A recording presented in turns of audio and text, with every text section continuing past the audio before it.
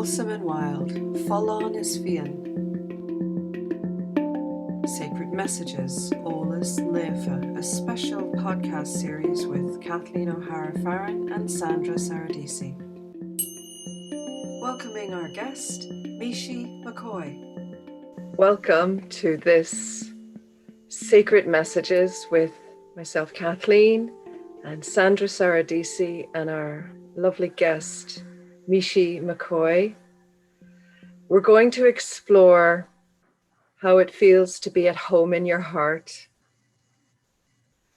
And we're going to share places and experiences and inspirations as they arrive, as we discuss the foundation of our discussion being the Fountain of Plenitude, a rose quartz 28-day protocol to help you clear, purify,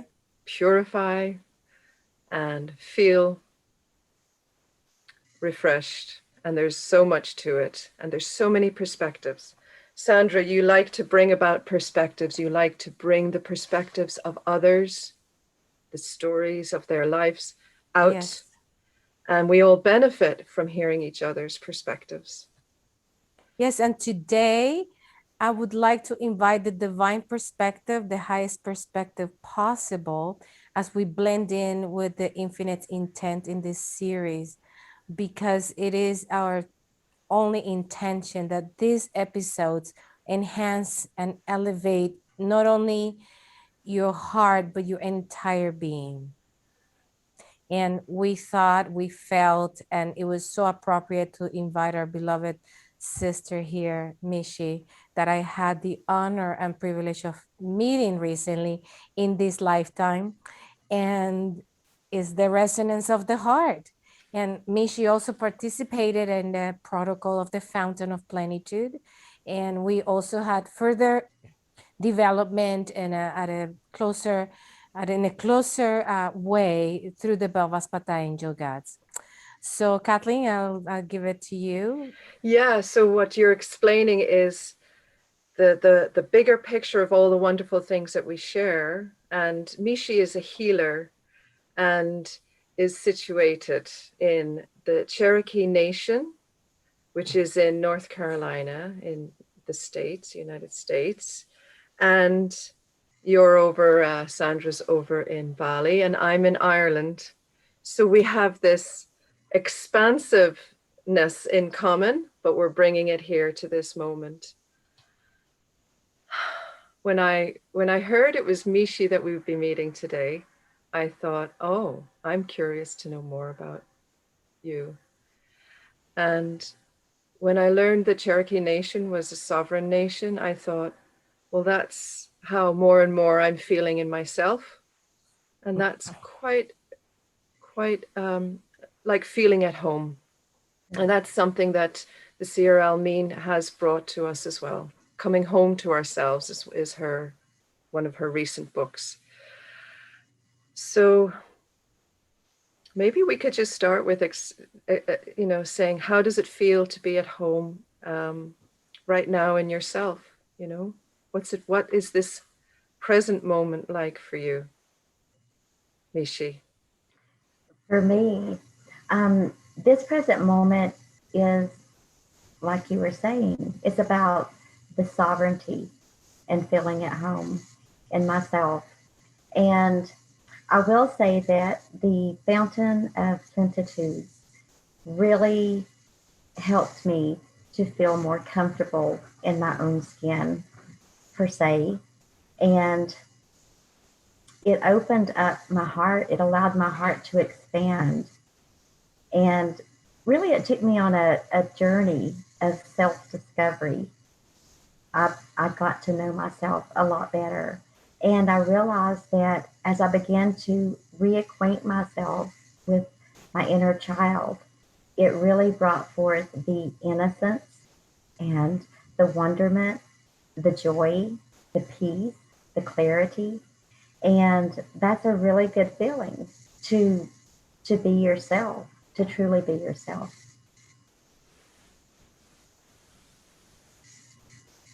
Wow. So when you did the 28-day practice,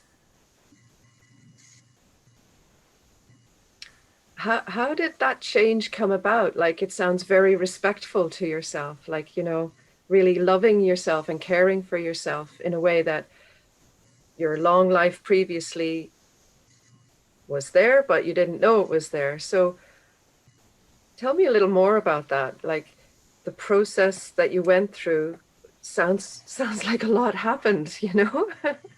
Well, a lot did happen, and I truly didn't expect. I didn't expect as much to happen as did. But when I started the process, I was committed, and that was the doozy for me, because I have a mother that I help manage her care. I have 12 grandchildren, a husband, a business, and and a homestead to maintain. But in doing the 28-day protocol, it required commitment.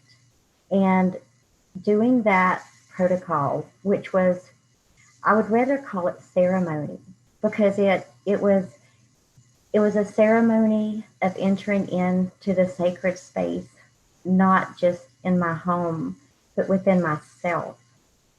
I became my own sacred space.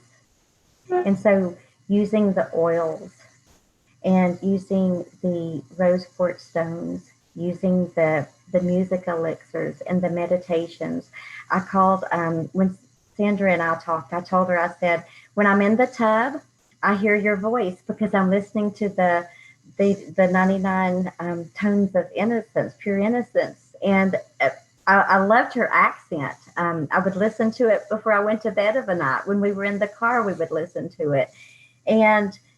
But what it did, every time that I entered into ceremony, which required me to take that time for myself, to make that time for myself, I discovered that the changes that were happening within me, in my inner space, it made me want more. It made me want more of that. And so everything just began to change. Everything began to change. My attitude began to change. The way I felt about myself began to change.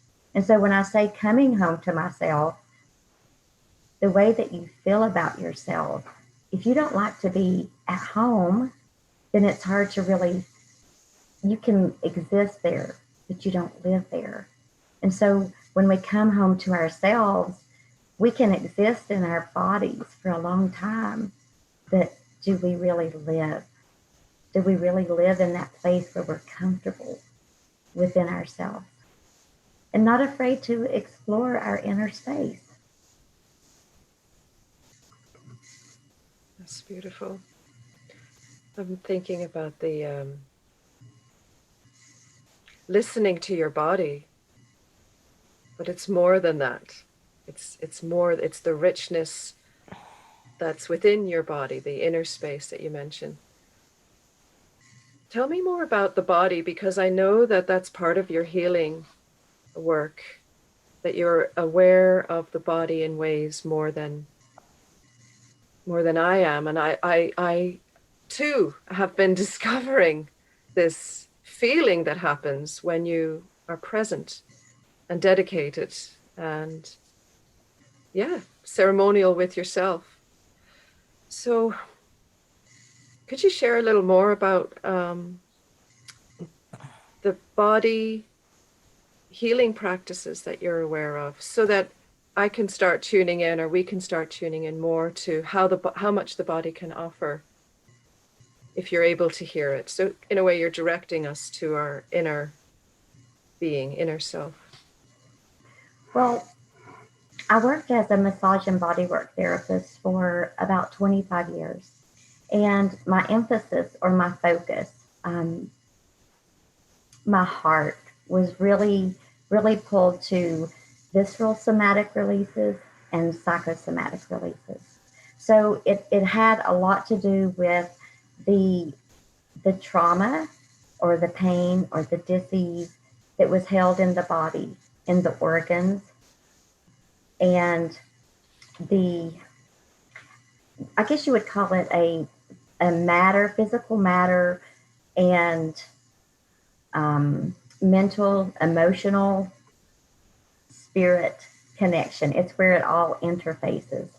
And so whenever I started doing the rose quartz ceremony, one thing that I really loved about it was the oils, because I also worked with oils a lot. Because with the oils, once you smell the oils, the olfactory senses only take 6 seconds for the brain to register.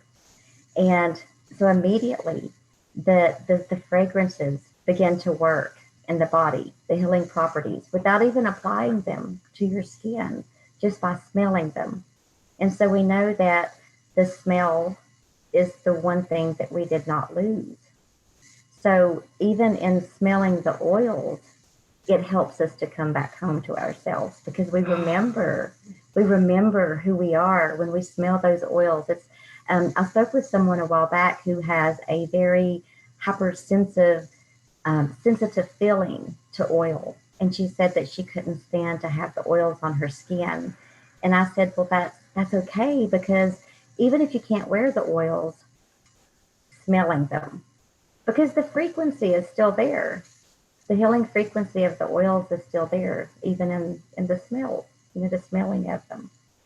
Mm-hmm. I think I might have got off topic there, but no, it's okay. It's intriguing. I mean, I have lots of questions because of what you're saying. I wanted to have an understanding of what visceral and somatic means, just because you mentioned those in your that you work with visceral and somatic, something like that. Well, the soma is the body, so it's the body as a whole, an organism. So you have, the cells, and then the cells make up the tissues. The tissues make up the organs make up the body systems, and the body systems as a group make up the body or the organism. So it really, when you think of it in that way, and then you think about the different bodies as far as soul, spirit, physical body, it's all integrated. It's all an integrated being. We are. And so when one aspect is healed, then all aspects receive healing at some level. Okay. So any of these healing modalities or practices that you're using during ceremony, whether it be the music elixirs, whether it be the stones themselves, the frequency that they hold, the vibrations that they hold, the light that they hold, the oils, the meditations, the intention, it all works together to bring healing to all aspects. Yeah, I can feel that, and I can see how you may see, or you think you see, just the physical body, but you've described that there's of course more bodies that are not visible, and that we're accessing beyond the physical in so many ways. Yes. What about the word visceral? The visceral is it's more in the gut. It can expand into the organs as well, but it's more in the gut, the intuition, the knowing. And so trauma can actually happen in the gut and be held and stored in the gut. And the gut is often referred to as our first brain. Not, a lot of people will say, well, that's your second brain. No, it's actually referred to as your first brain. And if you study how the functions are carried out through the nervous system, information is received through the gut. Well, there's two things that are coming up for me. If a person says, I don't feel well in my stomach, it can mean a few things. That there's something stuck there, or there's trauma of some sort, which I know the oils and Belvaspita address. And if another person, a person I know, has like repulses at so many smells. He can't handle many smells. It's like, oh, too strong. Just even if it's pleasant, he doesn't like it. So what do you say when someone has A either reaction to the yeah specific scent? yes I'm gonna reactions to let scents? Mishi address that, and then I can maybe say Would something you? That about would that. be Yes. wonderful. Do you want to go first? No, you go first. Okay. Well, two thoughts come to mind, and I'm actually really glad that you mentioned that because I was thinking of that earlier today. So a reaction is repetitive, right?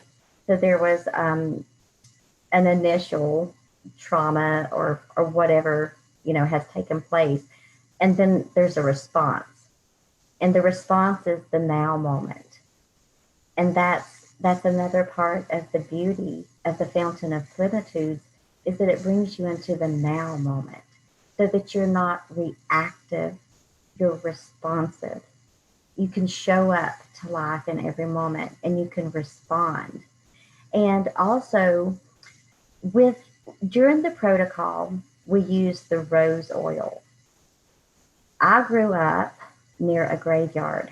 Our property actually was attached to a cemetery, which was, it's probably I think 6 or 7 acres. It's a very huge cemetery. So as a child, one of the jobs that my brother and I had was we would go over to the cemetery and we would collect all of the flowers once they had wilted, and we would put them in a little bucket and we would tote them over to the dumpster. And that was just part of a job that we had and we got paid. And I began to associate roses and the smell of roses with death. And so I told my husband, don't ever buy me roses. Buy me any flowers that will go in the ground. I don't like cut flowers, but don't ever bring me roses. They literally make me sick to my stomach. So I had that reactive, reactive response because it was coming from the past and it was showing up in my now moment, in every moment.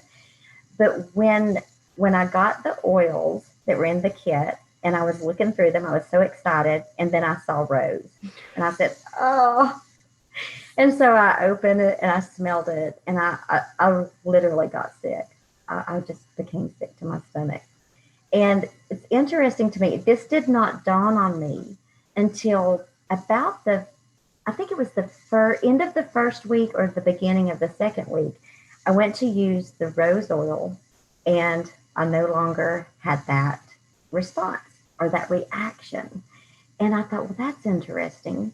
But I was just happy and I just went ahead and I just, kept applying it. And it actually wasn't until today when I said, I wonder what that was all about with the rose oil. And when I was taking aromatherapy, I learned that the roses carry the highest frequency of any other flower. And it's also the frequency of love. And the rose oil in the Fountain of Plenitude was applied to the high heart.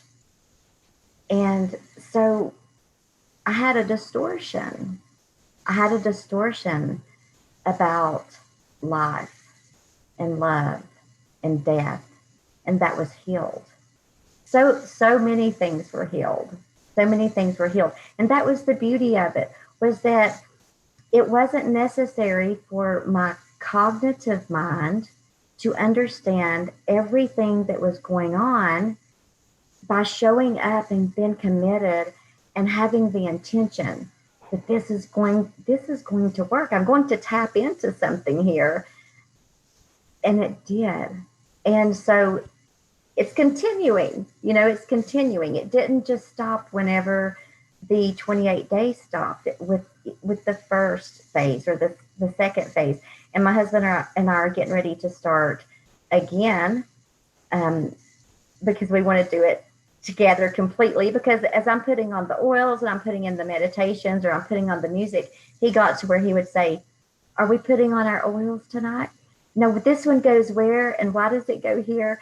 And he what happened was he began to have dreams and Our communication became wonderful. We had some head to heads and some heart to hearts because it began to open up. It opened up the meridians. You know, there was trash. We were both carrying around all this debris, all this trash. And so our meridians, our rivers of life were plugged up. They were clogged up with all this debris. And so all of a sudden, you know, they're releasing all over the place. And so it became very emotional. And I'm going to say this. Not only that though, the intimacy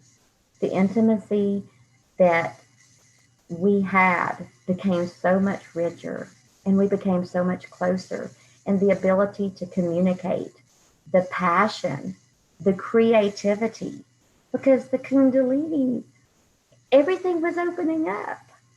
And so it was, for me, it was, wow. I would have to say across the 12 fields of Godhood, there was nothing that was left unturned. There were stones been turned all over the place. And I'm still finding the gold. I'm still finding the treasures. Yes. Yes, it didn't end there, and it doesn't, and it won't. Because in eternal time there is no past, present, or future. There's just a continuum, as we were just talking.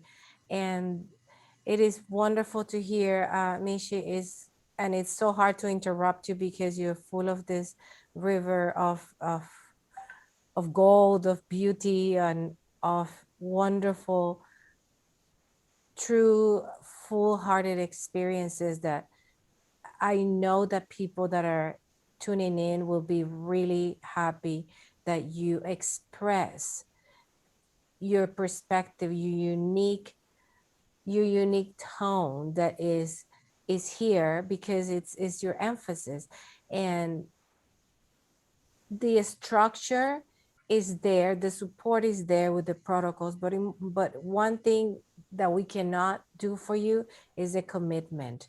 That is the only thing we ask, that you commit yourself to yourself, to doing this, to giving yourself this gift. And then, as you say, you keep turning stones, and there is gold everywhere, and at a deeper and deeper level.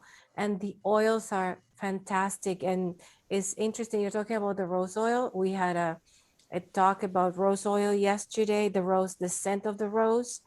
And I didn't even remember this part, but I had a client that I didn't even know she had lost the sense of smell.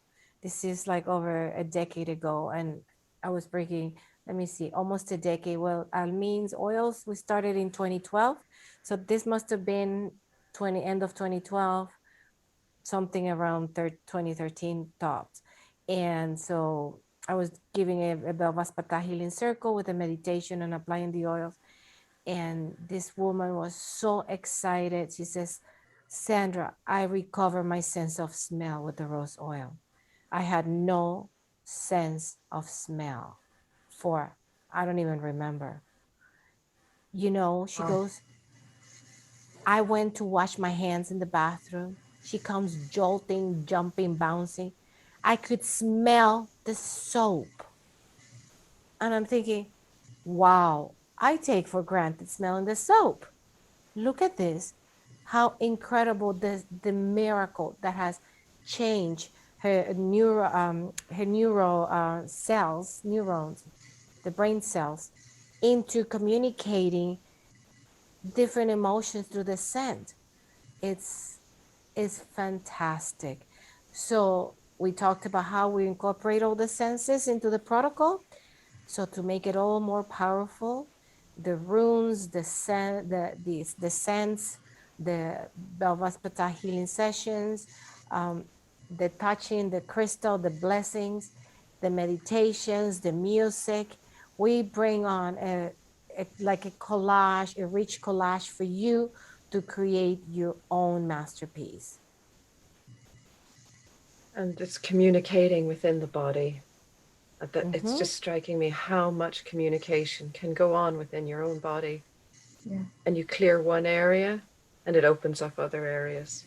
And I can see this fountain now. This is obviously the perfect name for the protocol. Yes. Yes, because as Mishi was saying, the rivers were polluted. There was no flow. The trash was stopping the communication.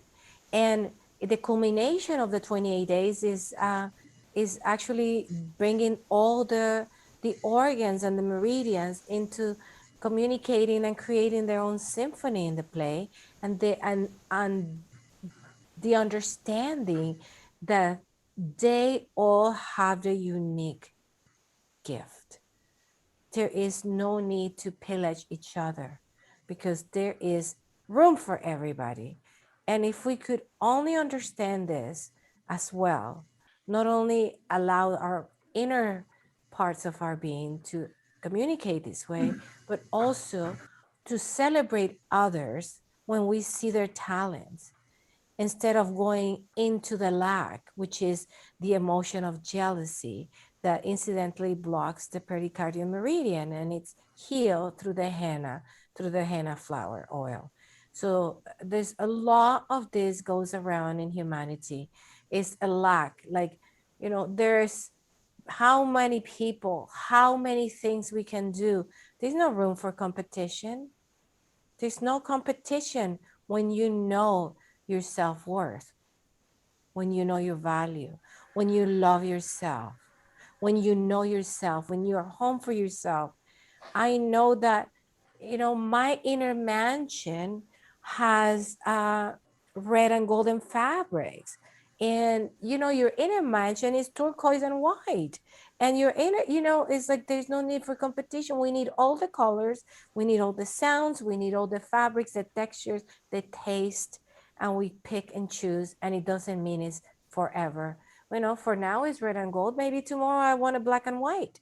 So also allowing ourselves that incredible opportunity to be fluid and change, which comes as a gift from the Fountain of Plenitude.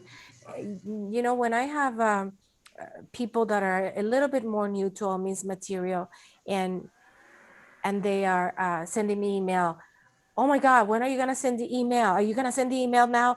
And I said, even what is not obvious is all part of the protocol. Surrendering. I don't know when I'm going to send the email. I'll send the email today. I don't know when. And just be in a place of not knowing and be prepared to be amazed. So even this little exercise of surrendering is a big deal, because the mind is always invested in, wants to nail everything. Give it to me. I want to know, and I want to know now. Okay, if I go around the block, I am going to be burning how many calories? Okay, can you just go around the block for the fun of it? Can you just forget about agenda and allow your body to express and enjoy? Don't give food to your body with agenda. Just release all expectations and allow that is part of the fluidity. And routine, I love saying this, routine is a killer into fluidity. So the more spontaneity we allow in our lives, the more fluidity, the more uncatchable we're going to be by what? By the matrix. So this is fluidity is the password for escaping the matrix.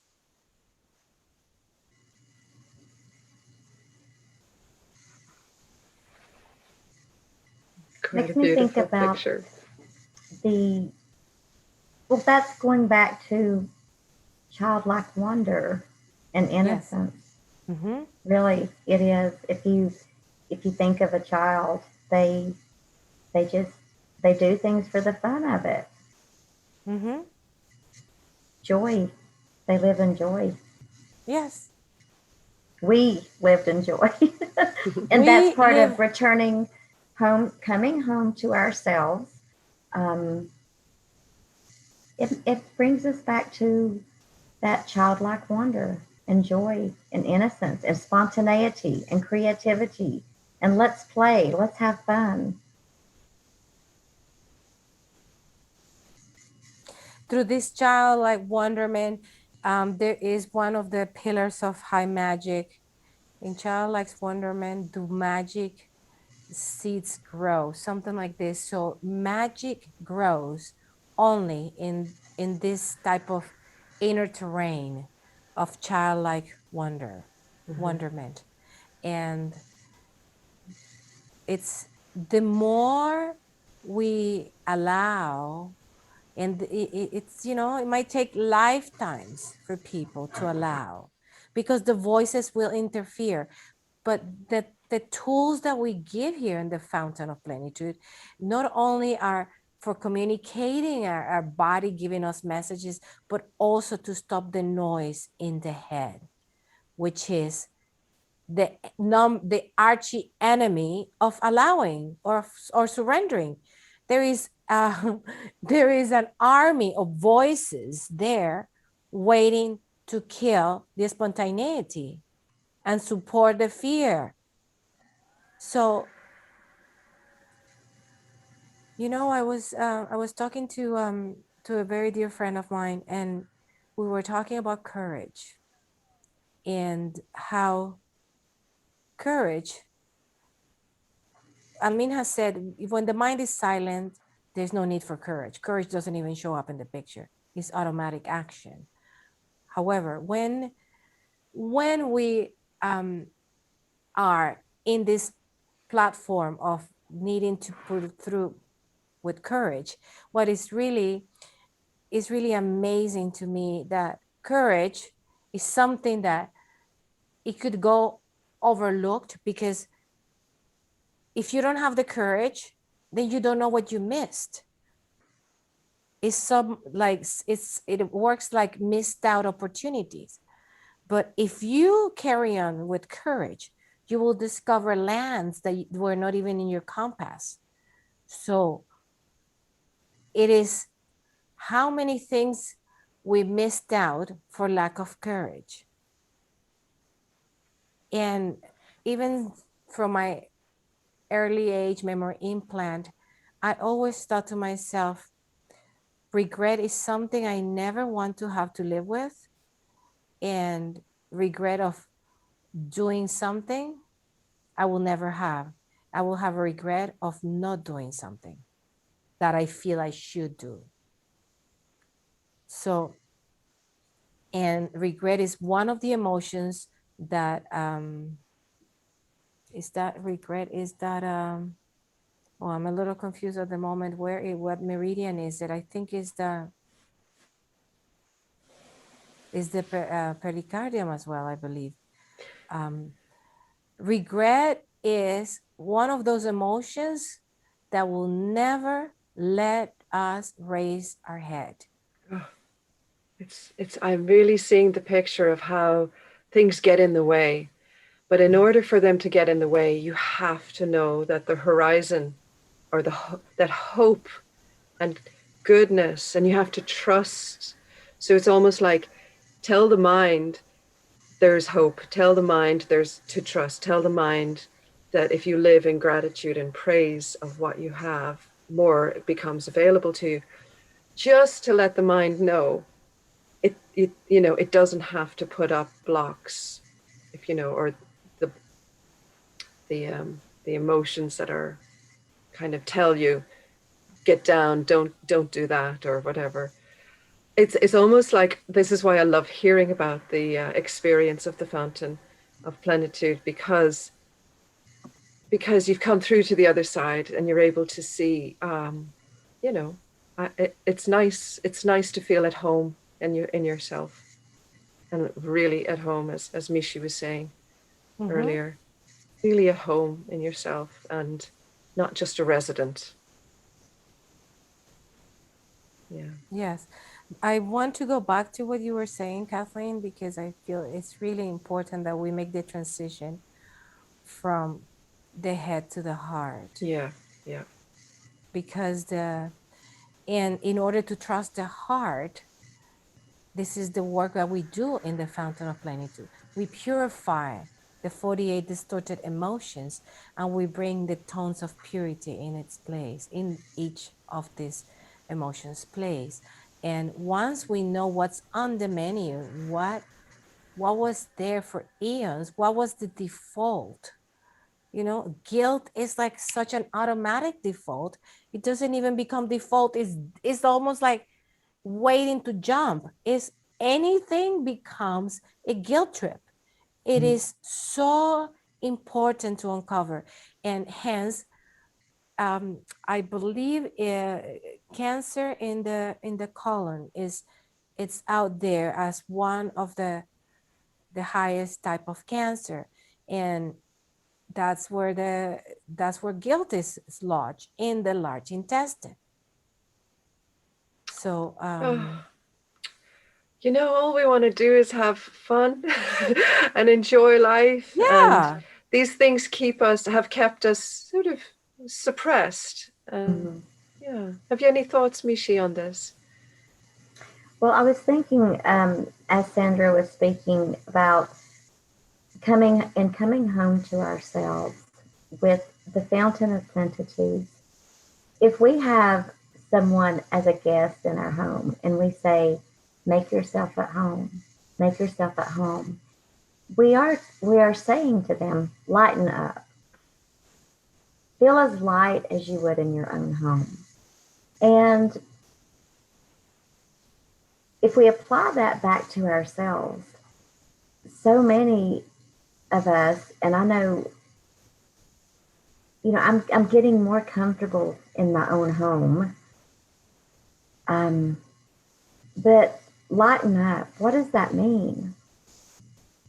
It's not something that you really learn to do. It's just something that happens. We can lighten up as the density is cleared.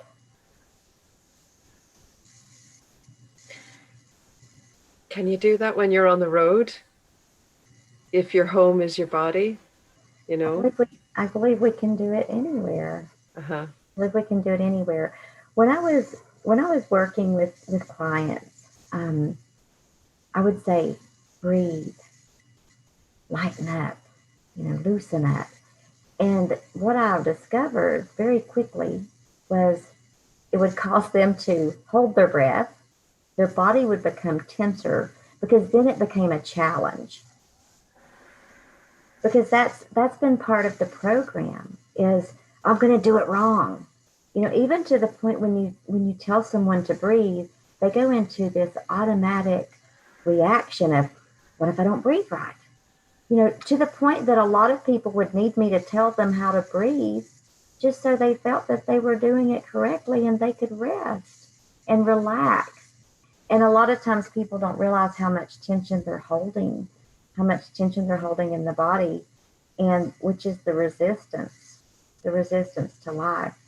And that's something that the program, the protocol, the ceremony, it allows you to offer no resistance, but you're not necessarily thinking about it. I don't go through the day now going, am I breathing? Am I being non-resistant to life? It just comes spontaneously. Like my life has changed.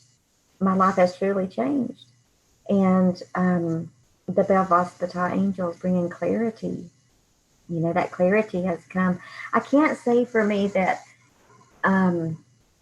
anything has been really cognitive during the experience itself.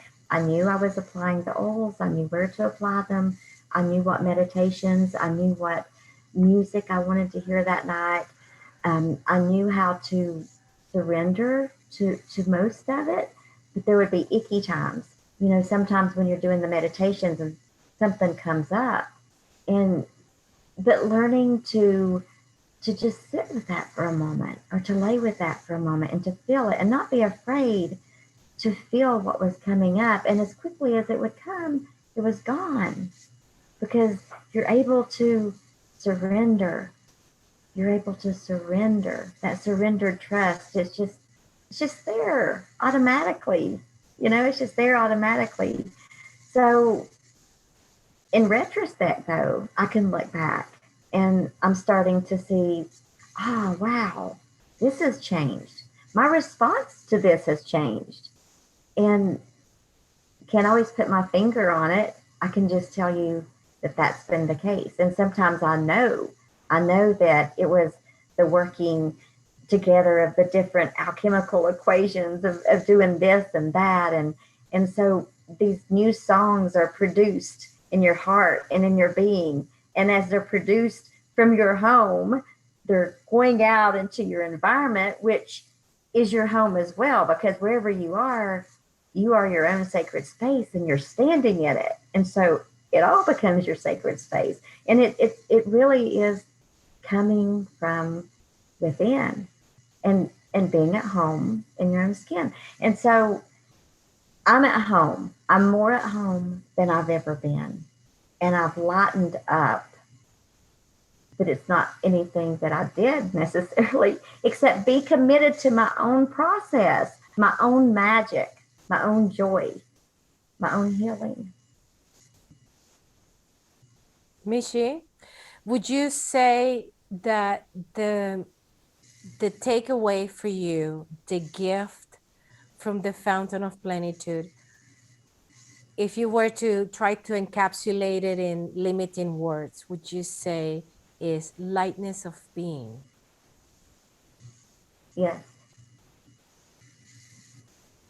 And what are the repercussions of lightness of being?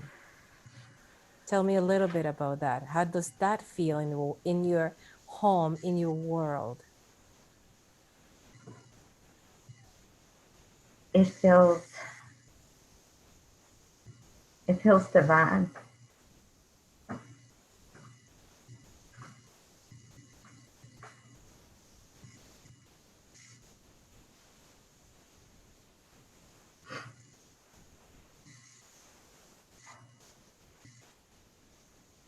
It feels like you have the raw material to create the magical life that you know that you deserve, that you know that is yours.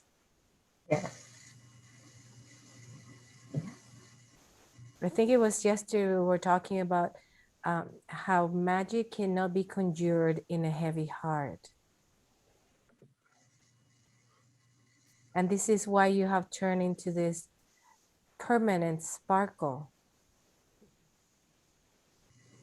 that brings joy everywhere.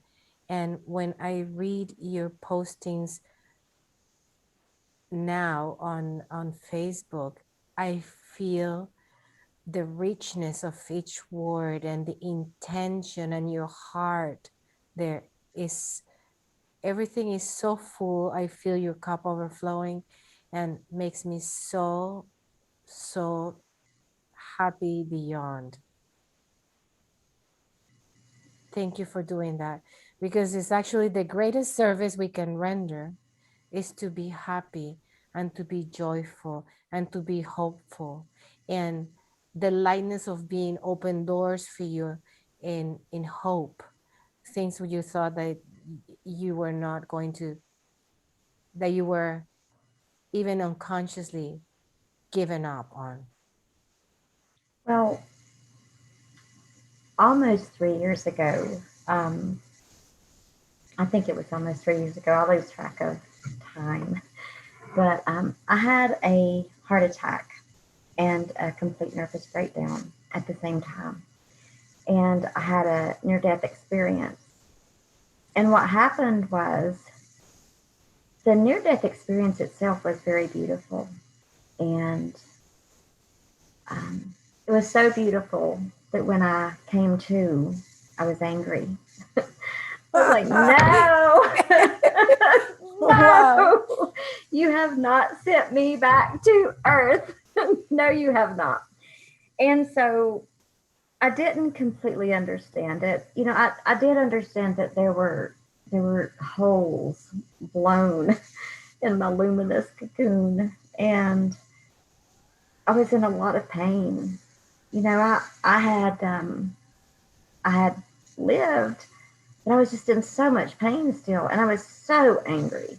I was incredibly angry, and I was going through all the motions of living because I have a wonderful, beloved husband and 3 children, and their significant others are my children, and 12 grandchildren, and my poochies, and my homestead, and flowers, and my mom, you know.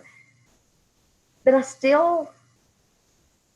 think I felt angry because there came a point when I said, why am I so angry? You know, why am I so angry? And it went back to the question of, why am I here? You know, why am I still here? Why am I back here? And I realized that I was living, but I was living for everyone else. I was living for Judy's sake. I was living for my love of everyone else.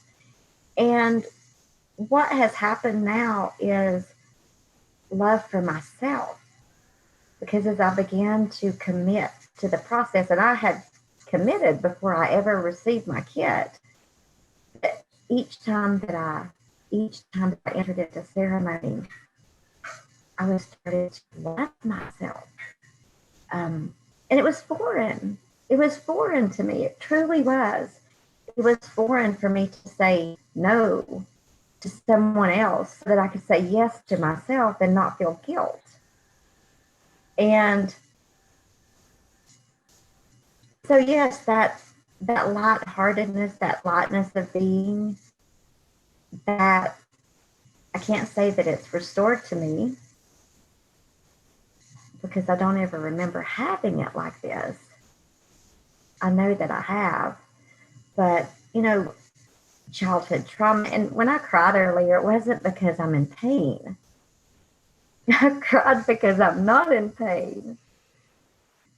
Beautiful. Thank you. And so, and it was wonderful too. I've been in counseling from traumatic things that have happened. And the beautiful thing about the Fountain of Plenitude, the protocol, was that I didn't necessarily have to relive anything. You know, I didn't have to conjure something, a memory up or a feeling, because a lot of times when you have such a deep emotional charge and that trauma is there, sometimes it has to be remembered, you know, to release it. And then you replace it with something else. And so there's all these beautiful modalities of healing, and I'm not knocking any of them, but I am saying that this was a very gentle, non-invasive, magical process. Wow. Wow. If I was not organizing this protocol, I will sign up all my friends after hearing you, Mishi. You are the voice of the cosmos. Truly, thank you. And I want to expand just for a few more minutes, and then I'll give it back to you, Kathleen, in case you want to say something else before we go to our other homes. But in terms of the Belvaspata healing modality, which is the angel healing modality brought by the Sir Almin, as well as the rest of the protocols we're talking about, it's also part of the protocol that everybody receives a daily healing session. But I also wanted to expand a little more, if it's okay. How did you feel the Belvaspata initiation assisted you with the already incredibly magical experience from the Fountain of Plenitude? How did the angels have come into your life? Is there anything that you can pinpoint? Because the frequencies of the angels are so subtle and hence so profound, because they are not able to be defined. But if there is anything that captures your heart in this moment and you like to share. It would be the clarity. It would be the clarity of mind. And because of the clarity, there's not so much monkey mind that goes on. And without that, then you can hear. Yes. You're in the moment, you're aware, and you hear, you see, you feel. So that has been, I would say that's been the greatest thing that I've noticed. Oh, I'm covered in chills. Thank you so much, because I remember having this conversation with you, and It's like the clarity, the awareness, because every sigil, which is the angelic writing that carries and conveys the frequency from the etheric realm of the angels into our physicality, they're filled with particles of awareness. So things that you didn't see before that were always there, but because we're not fully present, we cannot grasp what is in the present moment, how much is happening in the present moment, and how much we're missing out for not being home to ourselves. Yes. And when all of that chatter, you don't realize how much chatter goes on in the mind until it's not there. And then you hear things that are actually worthy of hearing, and you realize that the angels, the angel gods, the fairy kingdom, you can have that intimate relationship with them. They have so much to say. And that's and you know, it's to hear them and to acknowledge it, and to not think yourself crazy, because I've had those experiences since childhood, snippets here and snippets there, and the ability to see, but now everything is, I don't really know the word to use. It's just more expansive. It's more expansive, and it's more joyful. Yes, and they're Life is there. more They're at the joyful. fingertips. They're at your fingertips. You can call them even if you don't have the sigil, the perfect the sigil or the book, but they always there. I had it as a practice at the very beginning of my journey with Amin, and I immediately received the Belvaspata initiation. At the beginning we only had 2 levels, and further down the road we had mastery and then grand mastery levels. And I had this thing natural, always using the sigils. I was not living in the book. I brought the book into my outer. If I had to go and visit somebody, I would trace the main angel sigil at the door. So I would have like easiness and peace and harmony. In case there was any density, I would just trace that sigil into that home. So it would just open up things for me and for everybody. I'm on the phone and and I'm with my book doing sigils on the other person and myself, and to clear a situation. And this always been my greatest companions. I'm going through customs with my suitcases. I'm asking the angels to help me and to be with me all the time. They are delighted to be called upon.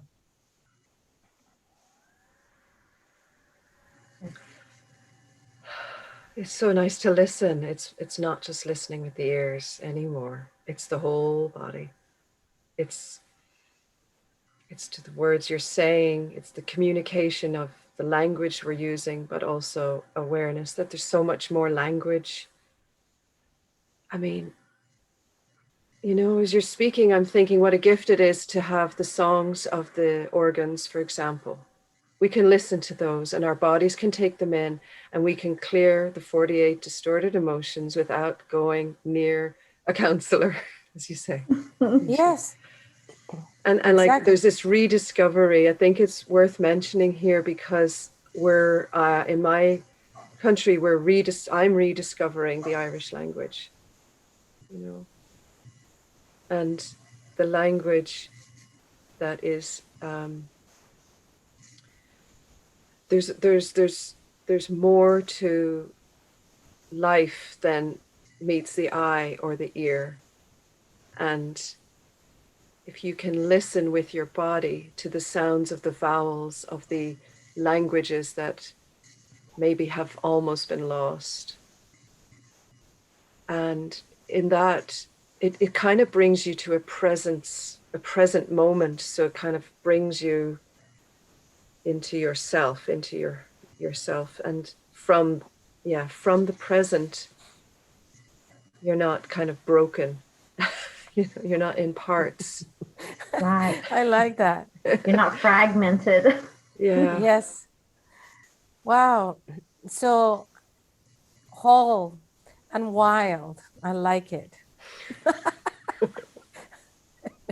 Kathleen, great name as well. Wholesome and Wild, the Yes. foundation of this conversation series. Yeah.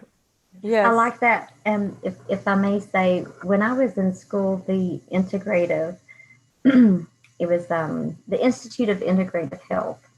And the instructor, she would say, and I was there for 3 years, and she would say, we are not pieces of meat fragmented, but we are flickering flames. We are blazing flames. And I knew that. We can know things in part, but then when you know it and you become it, and that's what I've been feeling here lately, is that I don't feel fragmented all over the place. Yeah.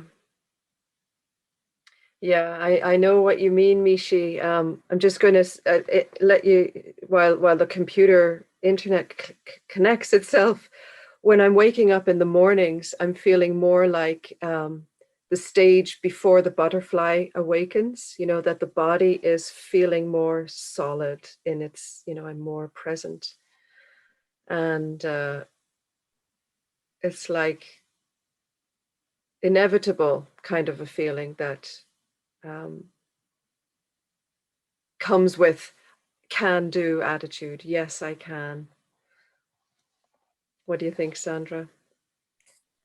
Wow, I was just thinking inevitability and manifestation. They are states of being, and I think this is the pair that I had to study when we were in a means retreat. We had to come up with the exploration, and when we know that it's inevitable. That's the thing that's dawning on me mostly during this conversation. Yes. Is that sense of don't give up before you've even kind of opened your eyes. Just don't give up, because there is hope, there is potential, there is benevolence. Yes. Don't give up 5 minutes before the miracle. You've been ready for this. Yeah. Yeah. Did we lose Mishi? Mishi, hopefully she's able to join us again. The internet connection was. So what's the exact title of this? The Fountain of Plenitude. Plenitude, meaning Yes. plentiful. Yes, meaning everything, we're having everything, and it's not a one-time deal, because the fountain is always running, is flourishing. It goes up and then it goes in a circle, and it returns to its source. Aye.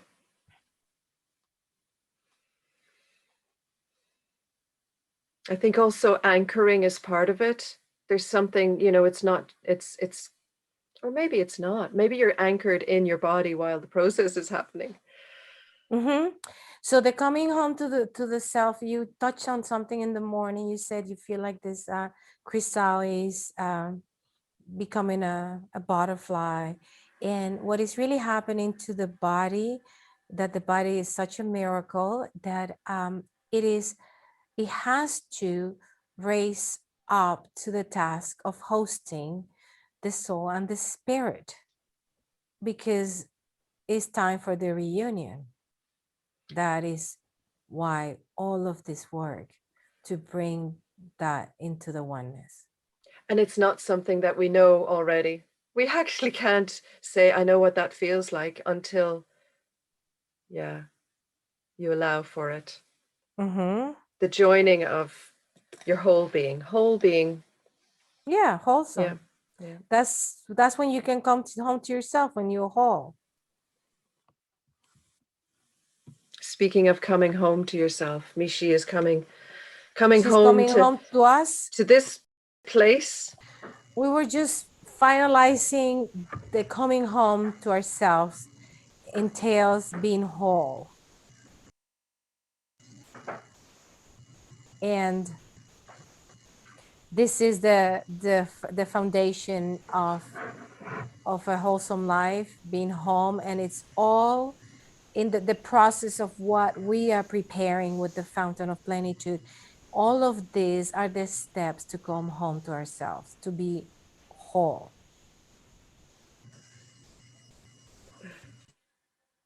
I don't think she has sound, darling. I think not. That's okay. Yes. And it's been a true delight to be here with you all. Thank you. And we're sending love from Bye-bye. Mishi. Yay. Lovely. Yay! Nice to tune in with you. Best wishes. And if anyone wants to find out more, you can contact Sandra at healingoftheheart.com. June 1st of this year, 2021, June 1st is going to be our next protocol of the Fountain of Plenitude Phase 1. Such an honor and pleasure. Thank you, Sandra. Thank you. Thank you, Mishi.